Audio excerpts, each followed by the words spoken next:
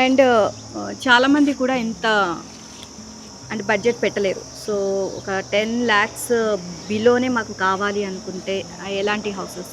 మీరు ఇప్పుడు చూస్తున్నారు కదా మ్యామ్, ఇది 2,50,000 అలా పడుతుంది అనమాట. 2,50,000. యా. ఓకే, జస్ట్ 2,50,000లో వచ్చేస్తుంది అనమాట. ఓకే. ఇన్సైడ్ ఏంటంటే ఒక సింగిల్ రూమ్లా ఉంటుంది. ఓకే. ఇది ఏంటంటే చిన్న ఆఫీస్ సెటప్ కానీ, లేదనుకుంటే ఒక సెక్యూరిటీ పర్పస్ వాళ్ళు స్టేయింగ్కి కానీ, మనకి ఏమైనా కన్స్ట్రక్షన్ జరుగుతున్న ప్లేస్లో వాళ్ళకి స్టేయింగ్ ఉండాలి. అలాంటి వాళ్ళకి ఏంటంటే మళ్ళీ వాళ్ళకి అన్నీ కట్టి చేసి ఉంచే కన్నా ఇలాంటి రూమ్ అనేది వాళ్ళకి ఇచ్చేసారనుకోండి, వాళ్ళు ఉంటారు. వన్స్ రేపటి రోజు మళ్ళీ కావాలి అనుకుంటే దీన్ని మళ్ళీ ఫోల్డ్ చేసుకొని పెట్టుకొని వెళ్ళిపోయి మళ్ళీ వేరే కన్స్ట్రక్షన్ దగ్గర కూడా పెట్టుకోవచ్చు అన్నమాట. ఇది ఫోల్డింగ్ అవుతుంది అనమాట. హౌస్ మనకి ఎక్కడికి కావాలనుకుంటే అక్కడికి మూవ్ చేసుకోవచ్చు, ఫోల్డ్ చేసుకొని.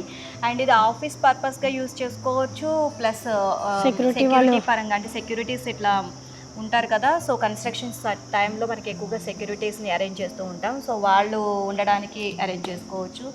సో అండ్ ట్యూషన్స్ ఇలా విధంగా ట్యూషన్స్ కూడా చెప్తారు. సో వాళ్ళకు కూడా ఇది యూజ్ చేసుకోవచ్చు, హ్యాపీగా ఉంటుంది. అండ్ లోపలికి వెళ్ళి చూస్తే మొత్తం కూడా సింగిల్ రూమ్ లాగా ఇచ్చేసారు అంతా. అండ్ ఇక్కడ మొత్తం కూడా విండోస్ కూడా అరేంజ్ చేశారనమాట మనకి.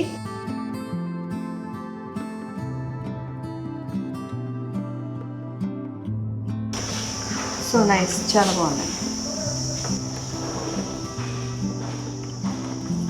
సో అది మన చాయిస్ అండి, మన ఇష్టం.